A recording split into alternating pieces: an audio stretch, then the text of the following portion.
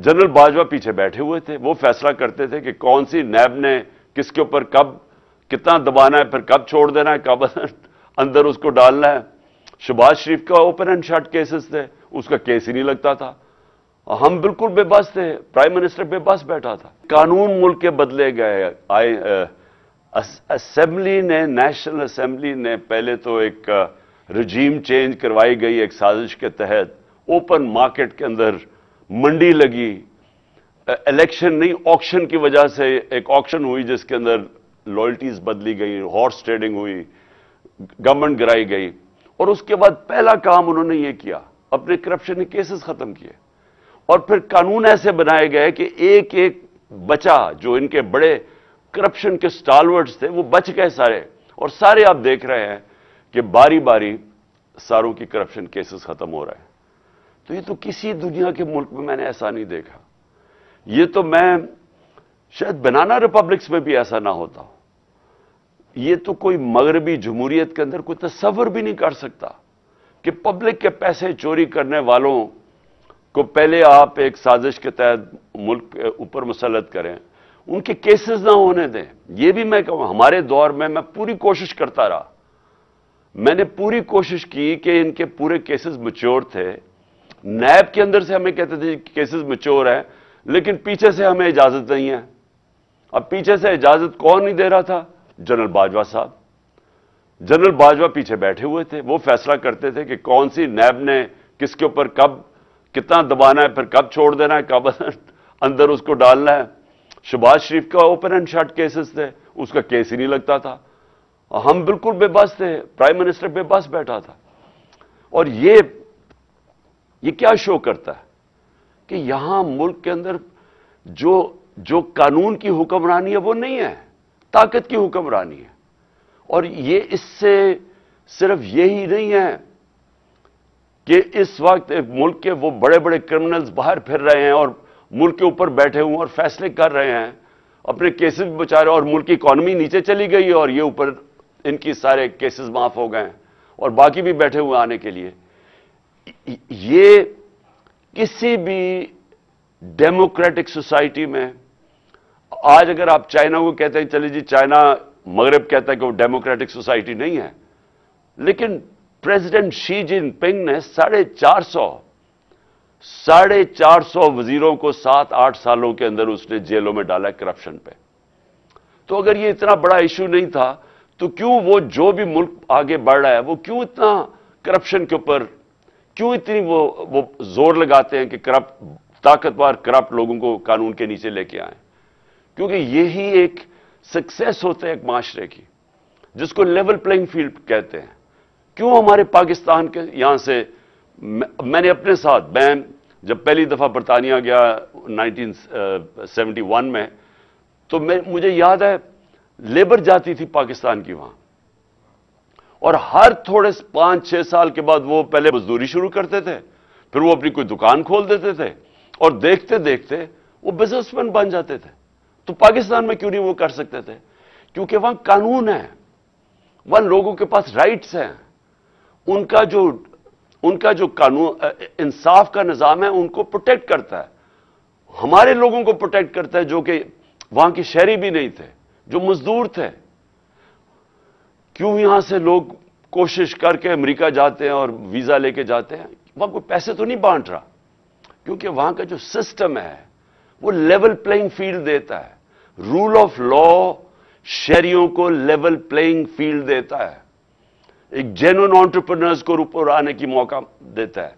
वहां खुशहाली इसलिए होती है, जो भी मुल्क खुशहाल होता है उसके अंदर मौका मिलता है लोगों को पैसा बनाने के लिए, मेहनत कश को रिवॉर्ड मिलता है, उसको पैसा, उसकी मेहनत का उसको फल मिलता है। लेकिन जब एक सिस्टम डिस्टॉर्ट किया जाता है, ताकत की हुक्मरानी होती है, वो कभी भी दुनिया की तारीख के अंदर कभी वो मुल्क प्रोग्रेस नहीं कर सकता।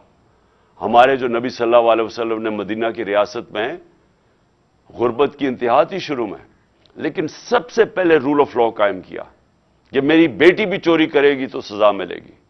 और तुम्हारे से पहले बड़ी कौमें तबाह हुई, जो ताकतवर के लिए एक कानून था और कमजोर के लिए दूसरा था। تو مجھے آج اپنی لیگل کمیونٹی سے اپیل کرنی ہے. میں آپ سے یہ اپیل کرتا ہوں اپنے ملک کی خاطر کہ دیکھیں آپ کو اپنی ذمہ داری پوری طرح نبھانی پڑے گی.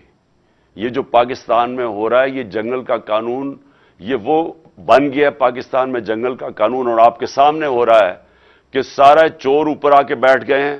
اور جو لوگ کیمپین کر رہے تھے، یعنی میری طرح کے آدمی جس نے اپنی زندگی کے 26 سال صرف انصاف کی تحریک میں لگائے، کہ کہتا 26 سال سے کہہ رہا تھا کہ عدلیہ کو آزاد ہونا چاہیے، جیل میں گیا اس کے لیے. 26 سال سے میں کہتا گیا کہ یہاں رول آف لا ہونا چاہیے. یہ جو لوگ چوری کر کے اپنے آپ کو قانون کے اوپر بٹھا دیتے ہیں، یا وہ کہ جو کوئی ادارہ اپنے آپ کو قانون کے اوپر سمجھتا ہے، یہ کبھی بھی ملک ترقی نہیں کر سکتا. اور یہ میں نے پوری میری یہ 26 سال کی یہ میری جدوجہد تھی. اور 3.5 سال جب میں گورنمنٹ میں بیٹھا تھا تب بھی میں اس کے اوپر پورا جدوجہد کرتا گیا. جب میں کہتا گیا کہ میں این آر او نہیں دوں گا. این آر او کا مطلب کیا ہے؟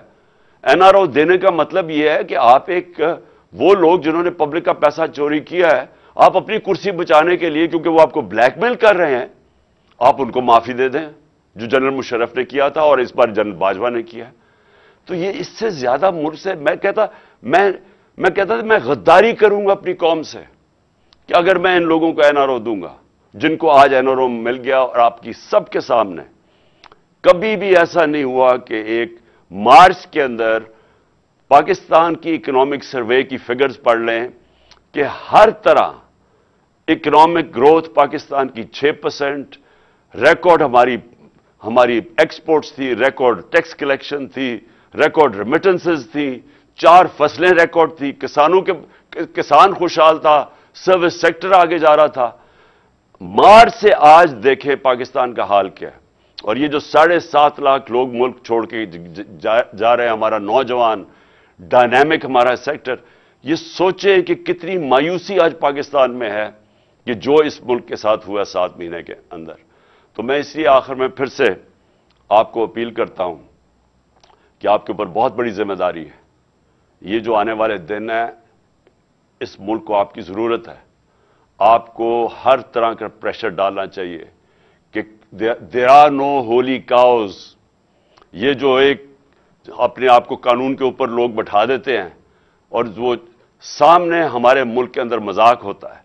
یہ جو الیکشن کمیشن کر رہی ہے، اتنا بلیٹنٹلی ایک باعث کر رہی ہے سب کے سامنے. 8 دفعہ انہوں نے ہماری پارٹی کے خلاف فیصلے دیے ہیں، 8 دفعہ ہم عدالت گئے ہیں اور 8 دفعہ عدالت نے اوور ٹرن کیے فیصلے کیونکہ ہمارے خلاف دیے ہیں. تو یہ جو سارا ایک کلیک بنا ہوا ہے، مافیا بنا ہوا ہے، اس ملک کو صرف ان کا مقصد رول آف لا ختم کرنا ہے. اس لیے کہ جب تک رول آف لا ہے تو تب تک ان کے سامنے رکاوٹیں ہیں. رول آف لا ختم ہوا تو یہ اور ان کے بچے اس ملک کے اوپر حاوی ہو جائیں گے. اور یہ آپ کے اوپر ذمہ داری ہے. میں انشاءاللہ میری تو کمٹمنٹ ہے، جب تک میں زندہ ہوں میں ان کا مقابلہ کروں گا اور رول آف لا کے لیے لڑوں گا. لیکن میں پھر سے یہ چاہتا ہوں کہ ہماری جو لیگل کمیونٹی ہے اس کی بہت بڑی ذمہ داری ہے. اور میں امید رکھتا ہوں کہ آپ اب اس ملک کو بچانے کے لیے، کیونکہ میں ایکچولی بلیو کرتا ہوں کہ اگر ہم نے رول آف لا کے لیے نہ لڑے تو ہمارے ملک کا کوئی فیوچر نہیں ہے.